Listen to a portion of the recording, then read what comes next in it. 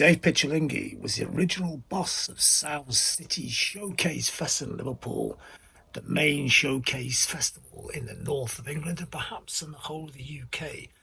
Dynamic Dave has been a big wheel of the northern music business for years and currently is a big wheel in China with Modern Sky Records. I asked Dave about the future of music post-pandemic. Modern Sky Records started Sound City in Liverpool. Probably quite a portfolio now, isn't it, Dave? Long time now, I suppose. Yeah, I've known you a long time, haven't I? Yes, probably about 35 years. It's in 35 Summers. It's a good name for the band. Yeah. There you go. That's the starting point. Did you see all the John Peel stuff today, which was great? Yeah, it's really good. What a good time to put it out as well. Yeah. It's been great flicking through it, and people sent me different things and all that. It's been really good. I've been listening to it all day.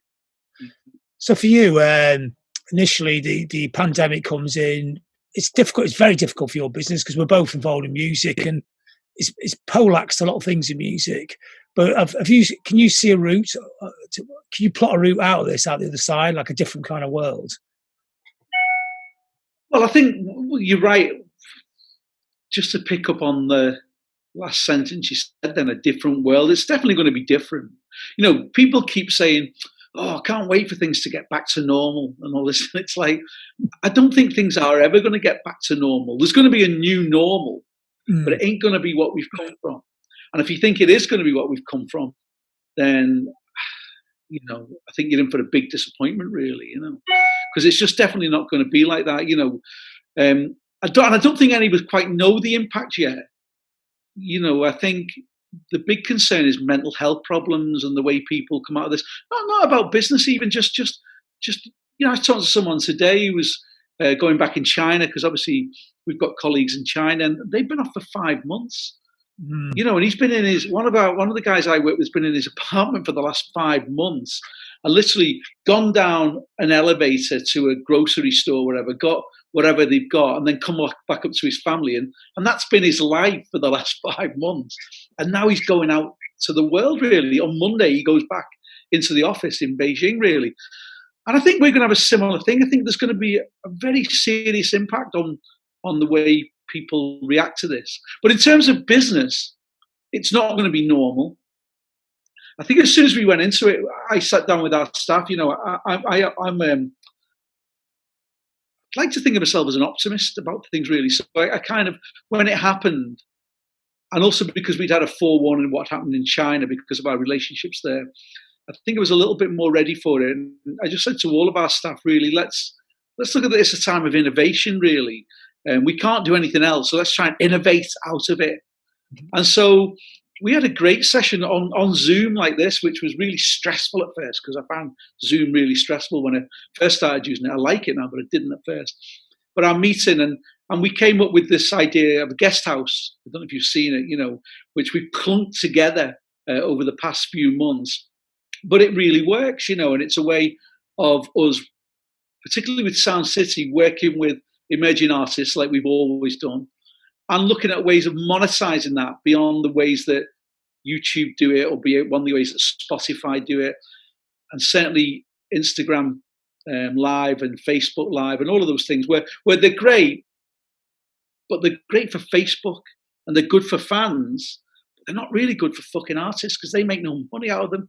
So it was a way of trying to say, okay, how can you do all of this, but monetize that and make money for the artists themselves? So that's been really exciting doing that.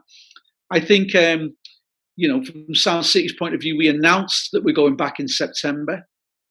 And the response was fantastic. Our tickets have flown out for it. And we didn't know if they would or they wouldn't, but they flew out. Which I take positives from that, in the sense that people obviously want to go to gigs. People want to get out to shows. I mean, when I spoke to my friends in China and Taiwan, they were saying people are nervous about going to gigs, nervous about going to, places like pubs. They don't really have pubs, but pubs like, bars. Well, the culture in the UK is completely different. The youth over here can't wait to get back into bars with Steam and can't wait to get back into clubs and be climbing all over each other, So I think there's a massive cultural divide there and cultural difference in terms of youth energy and youth explosion, really, about the way that our youth connect with things and the way Chinese youth. How do you physically make this work then? September, it's a few months from now. Hopefully there'll be a bit more space to operate in. There won't be, I can't imagine there's going to be a lot more space, but there will be space. But how are you going to, is it going to be 10 people in a 200 capacity room or?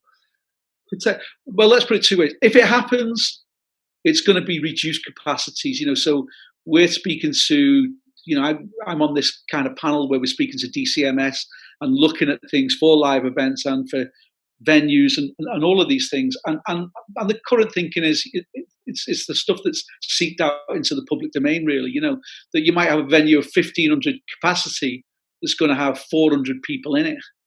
And that's going to be full. But then how do you stop people all going to the front to watch the band? Are you going to put them all in boxes? What do you do when you go to the bar? What do you do with toilets? What do you do with all those things? What do you do with venues that have no ventilation systems, which a lot of these venues that we love, in fact, the best ones don't have ventilation systems. That's kind of what makes them great in many ways, And so there are all of these things to deal with. And if I'm honest, I don't think it is going to be November. I know this is going to go public. I hope it is. Mm-hmm. But I don't think it is. I think it's going to go on longer, and that's what makes it really frightening. I'm good friends with Andy Doherty, who has Adlib Audio. That's a company he's built up over 37 years. Mm. And Andy just doesn't know where this is going to go, really, because he does everything from Glastonbury to festivals like Kendall Calling, Blue Dot, all of those festivals. That none of those are happening this year, and there's even debates about whether they'll happen in their past form next year. And if you talk to agents and you talk to SJM and everyone else, it's January at the very earliest, and possibly even later, because there's even talks now that they might not allow us in until there's a vaccine. God knows when there's going to be a vaccine. Never be a vaccine. And if it's when we get a vaccine, I think we're all finished, really. So there's lots of stuff going on. I don't think anyone really knows yet. We're still planning ahead for November. A lot of bands are still touring in the autumn and all through Q4 into Christmas.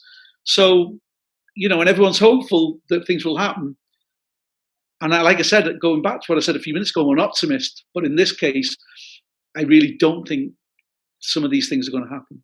Do you think in a way, somebody who creates events and creates things, it's almost like you've got a duty to somehow make it work, even if it's most minimal, even if it's 4 people in a 1,500 capacity room. It's kind of, this is what we have to do to get to step. Yeah. That's our thoughts, definitely. We just want to do it with when it comes to Sound City being absolutely selfish about it. We just want Sound City to happen, really, But that is a selfish, but if you look at, for example, the venues themselves, they've still got to staff them, they've still got to clean them, they've still got to pay their insurance and all those things that go with them.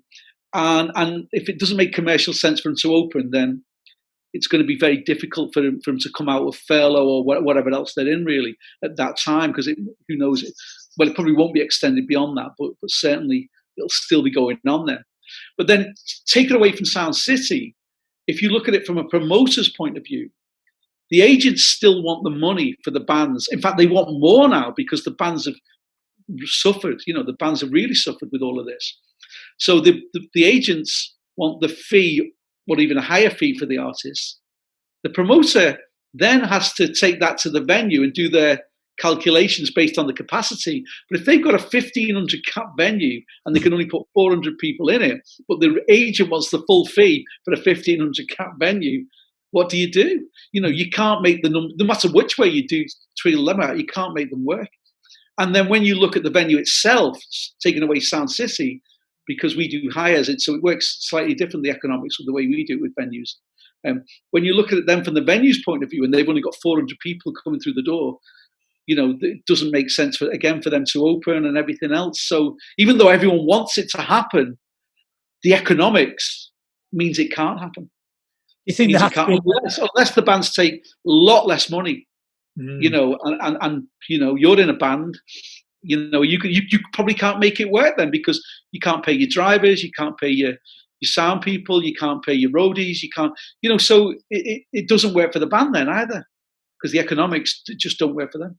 There has to be new thinking right across the board, though, from landlords not charging as much for rent for venues. Bands have to. You can't charge a massive fee if the crowd's not there. You couldn't before. You can't now. The virus has got a say in this. Really, the bottom line is we have to make things happen somehow, but it needs new thinking, doesn't it? It does. It needs, and I think the live environment will change dramatically. I'm not sure. I don't think any of us have the answer to that just yet. I think technology is going to play a big part. Mm-hmm. I think it's going to get more complex than just someone picking up an acoustic guitar and playing in their bedroom, which we've seen a lot of that, over this kind of lockdown, really. I think it's going to get a lot more complex and a lot more technologically savvy. I think there'll be lots of tech companies in the background working on this. You've already seen people like Spotify trying to monetize this. Facebook are now looking at ways they can monetize it. So when they start thinking about it, there'll be other companies as well in the background that will be looking at ways they can enhance the live music experience in ways that we've probably not seen before just yet, really, because it's times like this that sharpens the brain, really. And so there'll be lots of people, nerdier people than you and I, working a way to try and work out how to be opportunistic with what is going on, really, because there'll definitely be a need for that. But then the other side of it will be that as human beings, we do crave that thing of being together, really, and like, particularly the British, we like being in venues, we like being in pubs, that's just the nature of us, really. So I think it will return to some kind of normality, but I think you're right, going back to what you said at the beginning, it's probably going to take a couple of years. I think the government have been kicking the can down the road a little bit on it, and I'm not saying any government really is because I don't want to get political with it, but they don't really know the answers. They don't really know what's going on. I think they're looking. I was talking to some of my Chinese colleagues this morning on WeChat, having a weekly update. Like I said, they're going back to their office on Monday, and everything that we're doing seems to be mirroring everything the Chinese have done, but we're just about 2 months behind them, really. So I'm almost getting a little kind of magnifying glass into the 2 months in the future. And one of the things that they said today, which was quite heartbreaking, really, because I go to Beijing quite a lot and to other parts of China, like Chengdu, and there's some really cool venues, some great punk rock venues, actually, that you'd love over there. One called School, amazing venue in Beijing, been there for many years. The guy who owns it is a massive, he's a bit like yourself. He's forever a punk, basically. He's kind of grown old being a great punk, and he knows everything about music. He's got this bar. It's got the best jukebox in the world. He has great bands playing there. It's been fantastic. It's gone bust. It's gone. He said to me this morning, School bar is finished. Really, they can't open again. They couldn't pay the bills. It's gone, really. I said, what is gone? Is it got any chance of sorting out? Said no. It's the owners. There's just too many bills they paid. They had to close the whole thing, and that's it, basically. Now whether they open something else, I don't know. But I think that's what's coming down the road for us, really. I think there's going to be an environment where once the shutters come up again, a lot of shutters ain't going to come up, really. We're based in the Baltic in Liverpool, and I do fear that a lot of those venues around there, already Kitchen Street has had the flashlight shone upon it, because a wonderful venue there in the Baltic. But will they survive through this additional pain that they've all had to go through? Really, it's going to be tough, really. And I think a lot of venues that we love will go to the wall. What would you like to see happen? Do you think there should be councils or whatever, or people got power, say, look, we've got to change the rents and the rates on these places? And also, do you think the streaming companies and YouTube and all these people still making quite a lot of money in this period? Yeah. It's about time for them to put their hands in the pockets and help, or is it just natural, a sad but natural evolution? We're in a different period where media music's propagated in a different way. I do. I mean, that's God's a lot to deal with there. But I think going back to your first one, the councils and stuff, I do think there's a role to play. Yeah. So if you look at Liverpool and Manchester, we're very proud of saying we are music cities. Culture is what makes us. We're different to Toronto. We're different to many other of the great cities in the world because music and culture is what has put us on the map, really. So if we've profited from that, when I say we, councils, the kind of the people, the corridors of power have profited from that and use that as a kind of a banner to sell the region, to sell the cities that we live in, then I do think they have a role to play in saving some of these venues because it's not natural selection that's killed them. It's this event of God, whatever you want to call it, that has killed them. Because if this hadn't happened, they'd have been fine. They'd have been absolutely fine. A lot of them. But this is something none of us could have planned for, and because the government's helped a lot of businesses, with the furlough scheme, the bounce back loans, and so on.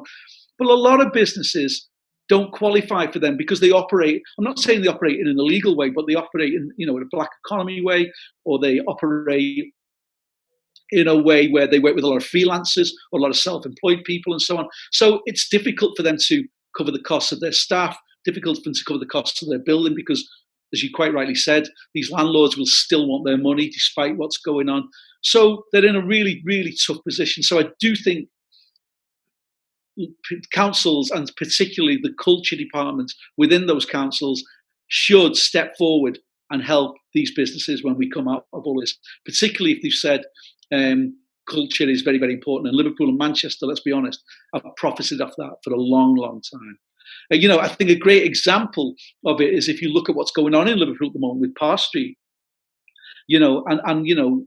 I've been quite vocal in saying slap a listing order on that. That's out of Abbey Road in London, Parr Street Studio. Purpose built by Hit and Run Music, probably the best live room in the UK outside of Abbey Road Studios, really.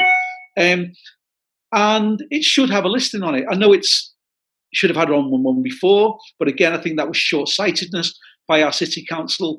And I think now is an opportunity for them to take the kind of the lead on this and go to DCMS and try and get a listing placed on it. Because again, if we begin to lose spaces like that and studios like that and venues like everything else, it's going to be a cultural desert when we come out of this. And they're not going to be able to bang the drum about anything because there's going to be fucking nothing left to bang the drum about, really. So they definitely have a role to play, and they should play it in a strong and bold way as opposed to fudging around the edges, which is the way they normally do it, really. And don't get me wrong, money's going to be tight when we come out of this, and there's going to be other important things that need money. But certainly this should be in a shout, and these venues won't need a lot of money to get themselves going again, and they should be assisted in some way, definitely. I mean, music and culture in this point of time, the last 2 months, has become more important in a way. I mean, you can see all your figures going up online for everything. So people are still consuming music, but they're not really paying for it. But I've got the feeling a lot of music fans would like to pay for it. And like I was saying, part of the other question, these kind of streaming like Spotify, Deezer, even YouTube, is it time for them to put something back into the culture, from the roots up, the grassroots up? It is. And I think, this, but even before we came into this, wasn't it? Everyone's been saying Spotify payment systems are not transparent, they're not clear. The majors are getting more money than the average Joe. If you're going in with a small independent record label, what you're getting paid compared to what the majors are getting paid there'll be discrepancies in that. And none of us really know what those are. So it's always been, and even the majors, they ain't getting what they should be getting, compared to what Spotify are earning from their sponsors and everyone else from this music, that is put out there. So I think it's been unfair for a long time. And don't get me wrong, I'm a fan of Spotify. I love the fact we can get the world's music library at my fingertips whenever I want it. So I'm a great fan of that. So I'm not being a Luddite by any stretch of the imagination. I can see you surrounded by vinyl there. I love my vinyl. I love Spotify actually. Yeah. But I love Spotify. I think know what different needs for different times, really. So it's a great tool, but it's the rewards that they're sharing with the artists are just not fair. And I've seen some stuff on Music Business Worldwide in the last week or so where they're saying they're going to revise these. They're looking at all their income stream models, but I do think they're still piecemeal. It's still not really in a meaningful way going towards what what artists should be paid for the work that they do and the music that they're offering out there. Will it change anytime soon? I don't know. You look at all of these. I sometimes not worry, John, but sometimes probably like me, you get all of those petitions. I seem to get about 8 petitions a day to sign now. Change this, change that, fucking change the world. And I look at them and I go, fucking hell, yeah, I want to. I get angry for a minute and go, yeah, I buy into that. And I go through, I sign it, and I do it, but nothing ever seems to happen. Yeah. I don't ever see any change really with anything. Sometimes you see things and said we've smashed our target by about 8,000%, and we've got 500,000 signatures. But nothing happens. Still nothing seems to happen, and I don't know. It's maybe the petitions I'm signing that it is, but it seems to me that these change organisations, people are called to action, and they really do rally to action, but the outputs don't really seem to match what the signatures that go into it really. And so with Spotify and Deezer and all of these platforms, really, I think. We all know they're not fair. We all complain about them vehemently all the time. We all sign petitions or whatever about these things all the time. But the change seems incremental. All we ever get is Spotify is losing money year after year after year after year. So they can't really reward the artists with what it is yet until they start to make money. Maybe when they reach that tipping point, they start to make a lot more money. Who knows? It does seem, going back to China again, you look at the streaming models in China and they operate differently to us. And the West really criticize I don't know if you know the way they operate in China. Do you know? So Tencent and Alibaba are the main players in China. And they own most of the streaming platforms like Weibo, UQ, Bilibili, and a number of others, But the way it works in China is they just come with a wad of money, quite a substantial wad of money, and say, right, that's for this year, based on the catalogue that you've got, we're paying you that. And the majors, they don't shout about this, but if you try and do an interview with one of the major record label and ask them how their streaming works in China, and in the past they've just been paid huge amounts of money for their whole catalogue.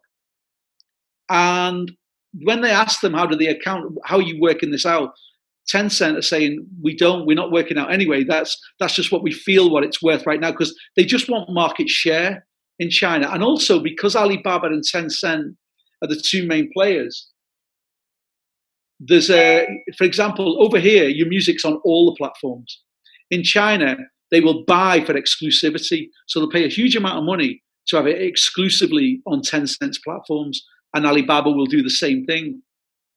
And so the majors have been sitting on a huge amounts of money for the past several years because they don't know how to account to the artists because China's not accounting to them. Now, I'm not saying what China is doing is right, because it's obviously not right, because we don't know how they're doing it, and they're going to have to work out a system of doing it. But they're paying a huge amount of money. They're paying a lot more than Spotify and Apple are paying in the West for the same rights. So it shows that that it can be profitable, and it shows that whatever system they're using, the consumption rates and the kind of business model they're using over there is very similar to us, subscription-based models. But it works over there, and they seem to be able to offer a lot more money for it. So I think that become more public knowledge, and also Apple and Spotify begin to revise the amounts of money that they're paying to artists, get those rates up basically, and make them more transparent, because at the moment they're not transparent at all. I mean, it'll obviously be the perfect system if all the dots are joined and these people realise that if they support grassroots artists and grassroots venues, so 1% of those artists will end up be there where they'll be making their money in 10 years' time. It's actually called capitalism, isn't it? And is that how it works in China? Does the money go back in? It doesn't sound like it does. Does it go back into the venues and the smaller artists? Yeah, well, I mean, they don't have. China would, there's the fee. We take a lot of bands into China.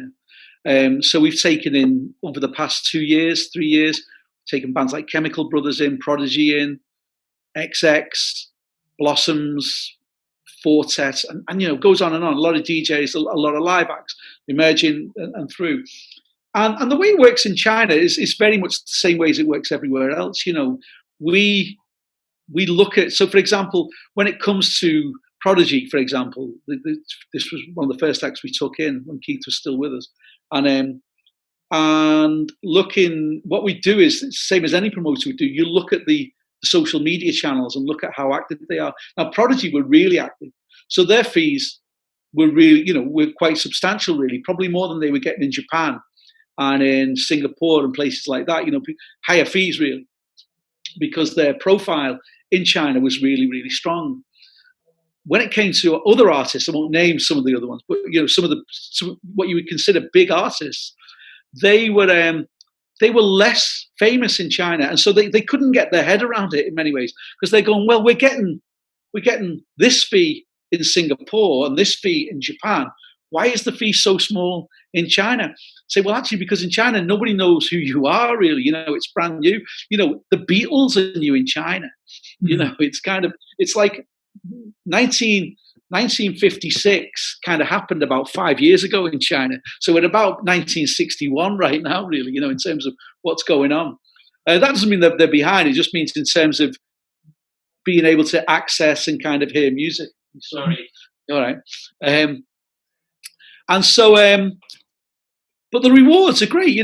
We pay a lot of money for artists, but it's the going rate. And sometimes artists don't really understand why the fees are so low, because their profile on social media channels that I talked about is not as high as it is on Western channels. And the thing is about Chinese youth, even though they can access our social media channels via VPNs, they don't really do that. They use their own social media channels, and they use their own ways to communicate, like WeChat and so on. And so, but when you light the touch paper with Chinese youth, it spreads very quickly. And I don't mean this in a xenophobic way, but it's kind of a crude example of this. And my Chinese friends kind of share this view, by the way, as well. A crude example of this is when you and I were young, and when we were in the playground, and say we discovered Joy Division or whatever it might be, as a kid, you might have discovered it, Pistol, whatever it might be. And you tell me and I go, oh, fucking hell, that's great. Love that, John. And we tell two of our mates and it's still cool, because there's 4 of us get it and the rest are uncool. They just don't get what we're on about. Then 10 get it. It's still cool, but, you went into it as early as us 4 were. You're not as cool as us. Then 50 get it. And then all of a sudden, you don't think it's as cool as it was, really, because that knobhead who you didn't like down the road, is, the one who you don't like the shoes he wears and the jumper he wears, he's into it. So if he's into it, it can't be that cool, really. And then as soon as it's on Radio 1, you definitely don't like it anymore. You've moved on to the next thing, and all the crowd get into it. So that market segmentation thing works over there. So the early adopters leave it and they move on to something else. In China, it works completely different. If one person likes it, it's the uncoolest thing in the world, really. You're a nerd, you don't get it, and so on. 10 like it, it's still not cool.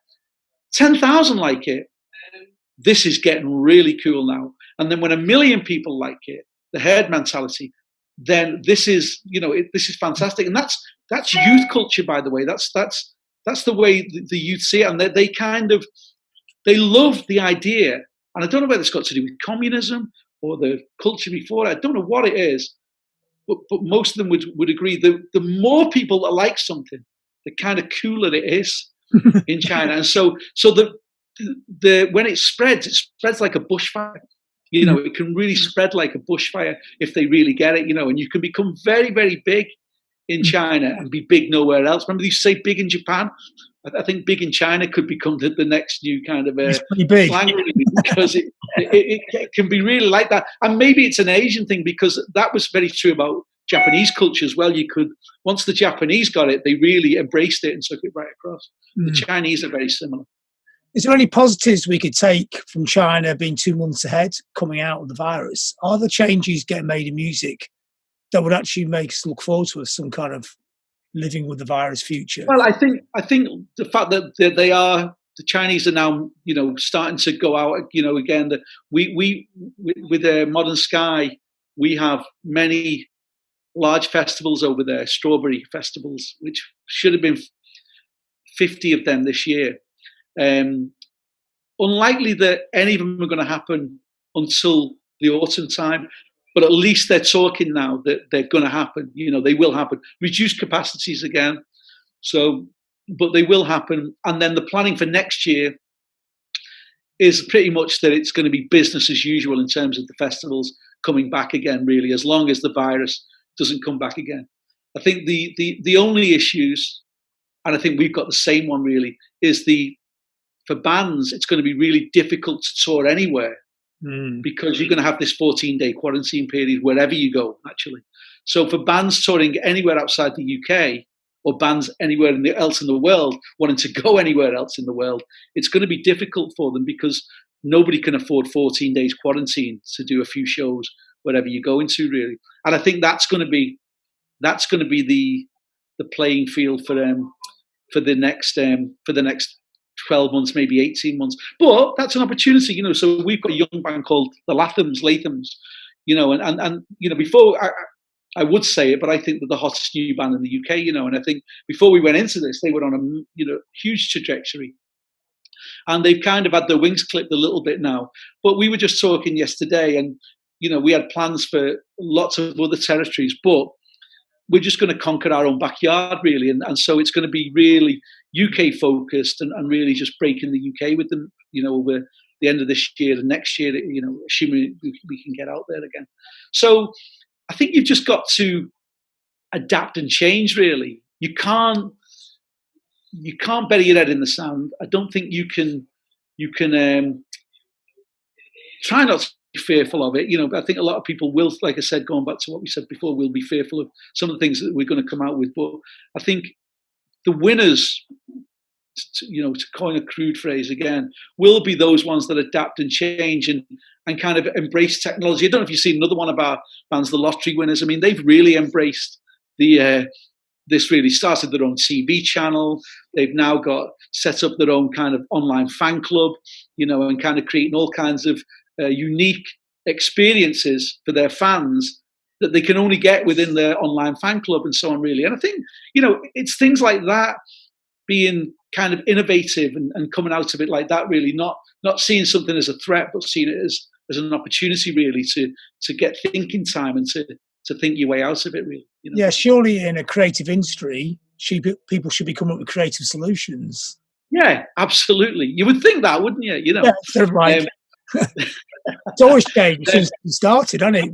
In the old days, it was all about records, then it was about lives. Now maybe this period is we're about online for a bit. You know, it's the live thing isn't the front line. The live thing's a hopeful thing, but it's getting to grips with how to do stuff online, isn't it? That's this period. I think so. And I think you've got to become multifaceted, really. You know, I think you've got to be embrace everything. So, for example, if you look at when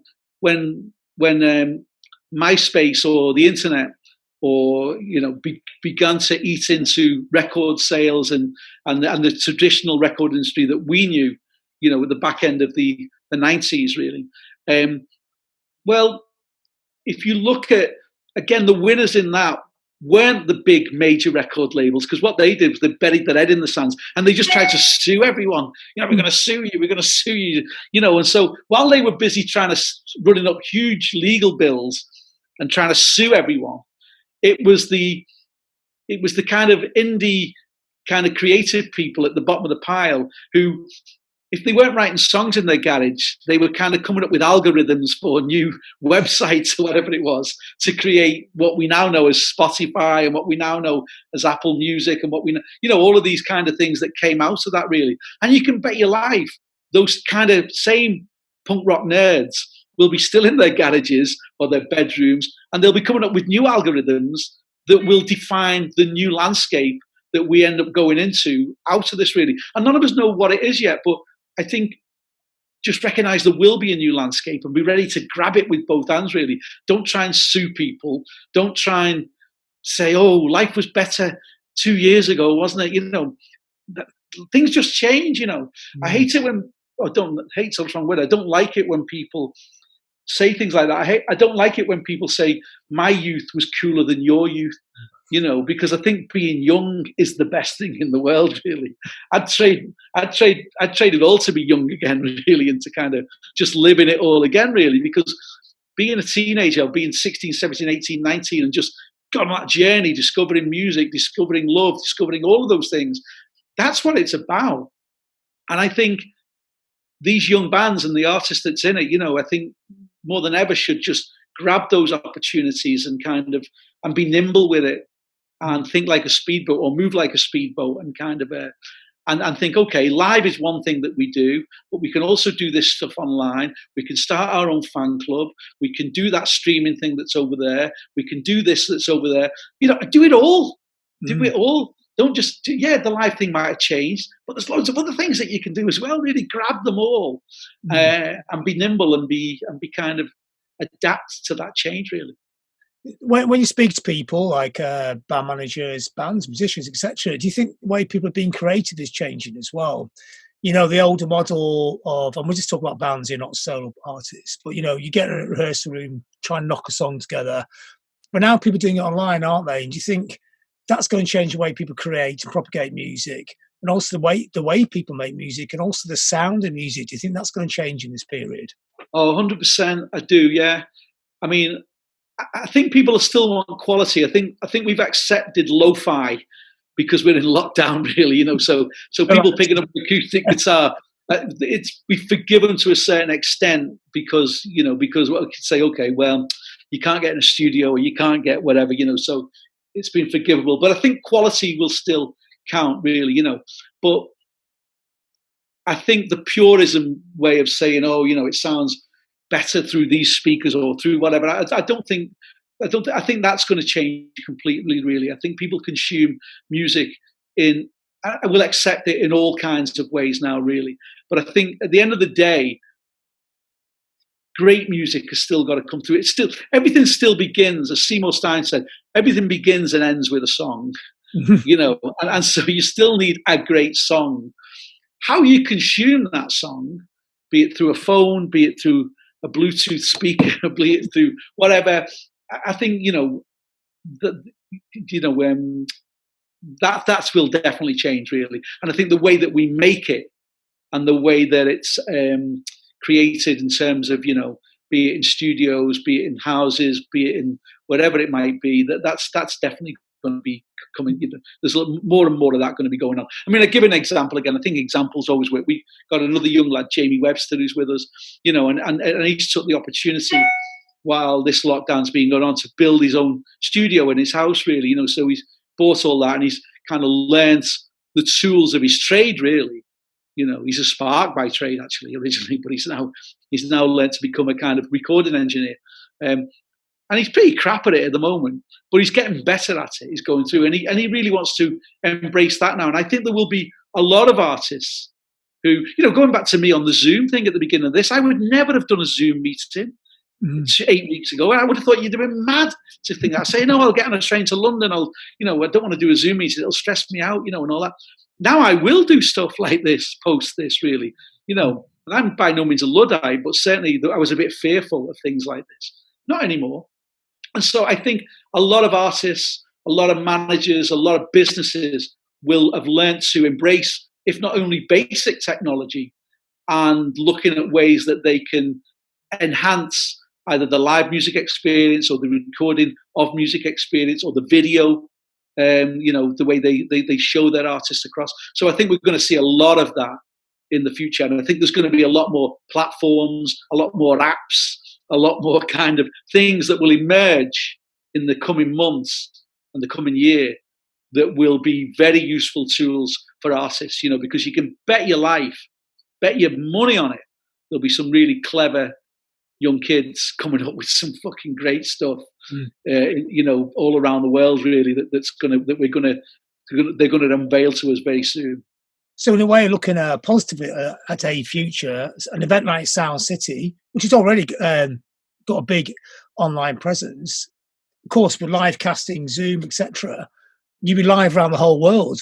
It'd actually be a Funny enough, we talked about that. We had a team meeting on Zoom yesterday, and I was saying, look, we're unlikely we're going to happen this year. What do we do? And so we were talking about the conference, and we said, well, if it does happen and we can't get international speakers into the country, we could do a combination of this. We could have speakers on Zoom. We could have speakers in the room.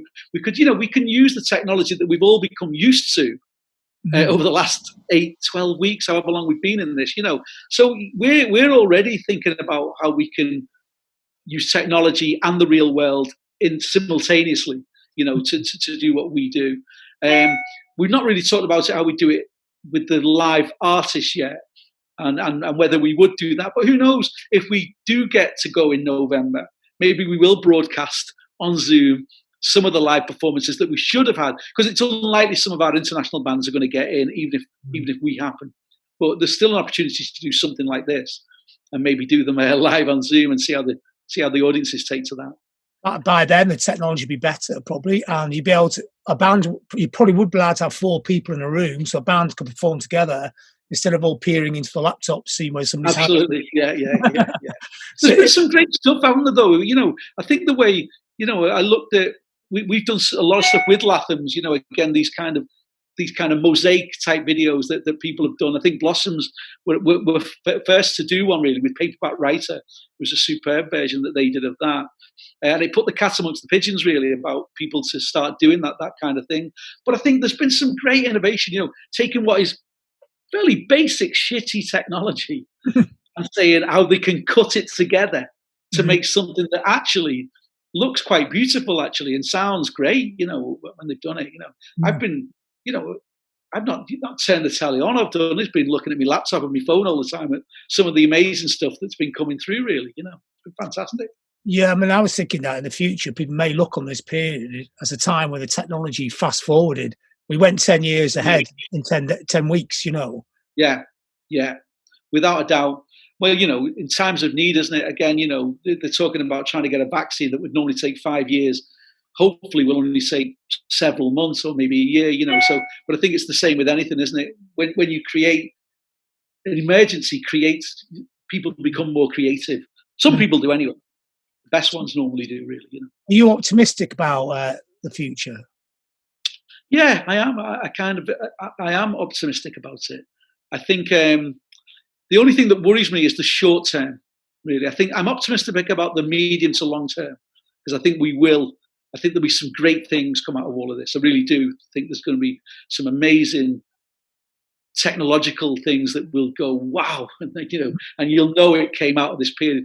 For the short term, I'm not optimistic. I do worry about venues, like I said before, particularly, in our field. I worry, listen, people might think, well, people die and all that. Of course I worry about all of that, those kind of things. But in the field I work in music, so just having that kind of blinker's-eye view, right, for a few minutes, the venues that are likely to have gone bust in all of this, and a lot of bands who might go bust, because bands are businesses at the end of the day, and if they can't operate their business in the way touring and releasing records and so on, then they're likely to go bust as well, really. So I think there's going to be a lot of casualties in terms of those physical venues, in terms of some of those artists that were maybe living hand to mouth in the first place, really. So I think short term I worry about those things, but medium to long term, I think there'll be some great things coming out of it. Mm. Excellent. Thanks for that, Dave. Yeah. Yeah. No problem, John. Yeah, no, it's lovely talking to you. Yeah. Really nice. Yeah. It's good to see other people now and then. Yeah. You've been doing a lot of this, haven't you? I was looking at a few of them. Yeah, I saw the Peter Hooton one as well when you do it. Yeah, that's great with the lawnmower. He's showing you around the whole house. Yeah. yeah. He's got quite a posh house, hasn't he? Yeah, well, yes, it is. Yeah, and taking delivery of his lawnmower, I think. Yeah. But that's the other thing, isn't it? I mean, I'm no DIY expert, but even I've had a go. We've been out. The weather's been so great, out in the garden doing stuff and my wife started. It's like the apocalypse is coming. She's got a greenhouse. She's growing all kinds of vegetables and everything. Really, yeah, these are the changes. But things are different. People are doing different things, aren't they? Absolutely. Yeah. It's just a question. You have to work out where does music fit into this world, and it'll always fit into this world because it's part of us, isn't it? It's part of the fibre. Everyone wants to consume music somehow. The other thing, you go out it's interesting when you go out on all of these walks. Everyone's got, before Boris gave us our we can go in parks for as long as we want. When we had our hours walk a day or whatever it was. I've got a bike actually. I bought a bike and I've been cycling everywhere. Me and Timo from the T Street Band, we've been all over the place. But everywhere you go, you see walkers, cyclists, roller skaters, people doing yoga, whatever they're doing, they've all got headphones in. Mm. Everyone's got headphones in. So wherever they go, everyone's consuming music. Exactly. So it's there. It's kind of wherever you go, people want music. Well, I always think of Spotify, and we're off record now, so it doesn't matter. But yeah, it's fine. It's £10. Why don't they just make it 15 quid? You don't have to pay the 15, but why don't you pay another £5? This will go into the grassroots. We'll pay the smaller bands a bit more. We'll pay for venues. We'll just get the whole thing going. But that's a brilliant idea. That's so simple as well. You know what? Loads of people would pay it. It wouldn't put people off Spotify. In fact, it makes people think Spotify have been really cool. As long as you knew your fiver was going exactly to that, to what it was going. Yeah, no one's going to 100% of that fiver was going to that, yeah. And for that, brilliant, it'll give their business a golden glow. People think they actually care about what they're doing here. Yeah. And for every even if they said you put a fiver, like the test, you put a fiver in, we'll put an extra 50p in or something like that, for every fiver we get. Yeah, it's easy, isn't it? And all of them doing that. YouTube. That's so simple. It's brilliant. Because in 20 years' time, as much as the Beatles are a wonderful band, people can't listen to just the Beatles forever because they're already up there. We need the next Beatles to come through now. You've got to have more stuff to listen to, haven't you? Yeah, absolutely. So few really big groups have come through in the last 5 years. Probably apart from. I think Latham's are going to be one though. They're flying for us. There's no hype with them, John. It's all fan led. It's just fan power. Everywhere they go, every ticket. We're speaking to Chris York yesterday and Charlie, who's their agent at 13. And, it's looking like we'd have to cancel their shows at the end of the year. But we're keeping Q4 of next year. And the ambition is, by Q4 next year, we've got Brixton Academy booked for headline. And then another 10 dates, all 2,500 cap venues around the country. Because the demand for tickets for this band is just absolutely huge. And as Simon said, he hasn't seen anything like it since the Arctic Monkeys in terms of the, just being fan-led, really. It's fantastic. What are they going to do if we don't get the gigs? Are they going to think of another way of getting music out there? I think SJM don't only think about gigs. They're not innovating out of this at all, really. Simon's been doing it for too long, hasn't he? All them they just think rooms with lots of people in, really. That's the way they think. They're not thinking of any technological way out of it. But they're the equivalent of the Sonys and the Universals, aren't they? They think like an oil tanker because they're so big now. They can only think in that way, really. Like I said, the winners will be the people that've got no risk and are brand new to the game, really, and just coming in with a great idea, think. Well, Simon, he's got quite a lot of money. He's just going to hire one of those 17-year-old whiz kids and tell him to set up a live cast part of SJM. Well, yeah, but who knows? Maybe he has. Yeah. You never know. People will pay for live casts if the quality's good and the bands are right. Get special add-ons. People will pay for it. You know, Mm. most music fans don't try to get music for free. You know, that was a bit of a myth, really. If Yeah, they feel like exactly. if they feel like even if it's £1, they feel like it's going in there somewhere, they will pay it, won't they? Exactly. Yeah. And micropayments is the new way forward, isn't it? Everyone's used to micropayments now. So Yeah, somebody did a live cast on my Facebook page for the website the other night, and they had a little button you could contribute to, and they made £100. They were going, who "That's did that? Roxanne, she's called. She works at the FAC, Oh, right. and she just did a little live acoustic thing, and you could contribute, and people did. You know, so it was like Yeah, 100. no, they will. Absolutely. Well, We find it with Guest House, they will. Yeah, and the yeah, merchandise. When we had Lathams on, we put them on. They did like nearly 500 quid's worth of merchandise in mm, 30 minutes. It was mad. yeah. So people are willing to. I mean, we had another young band on Stanley's. They did well as well. They did really good. But people are definitely willing to pay. They definitely want to go to gigs. It's right. People don't want to. Most people don't want to steal anything really. They'll pay for it if they think it's got value. They know that. I mean, people always go on about it, but people know that musicians need to eat as well. Exactly. Yeah. Yeah, a lot of great themes for Sound City then, isn't there, in the autumn? Yes. Hopefully, if it happens, yeah. Well, it will happen. Just do it like this. I mean, loud and Yeah, word. exactly. Well, we will do something. We will do something like this. But obviously we do want it to happen. It'd be great if we can. One of the things that we were talking with Josh, who's one of our other guys, safety guy who does a lot of stuff with Cabinet. He's advising on stuff. He said he's pushing for us to be maybe a guinea pig, a test festival for it. So hopefully that would be a nice little thing to do that as well. Tallinn Music Week's going ahead in August. What's going a week? Tallinn Music Week. Tallinn, is that going to happen? Yeah.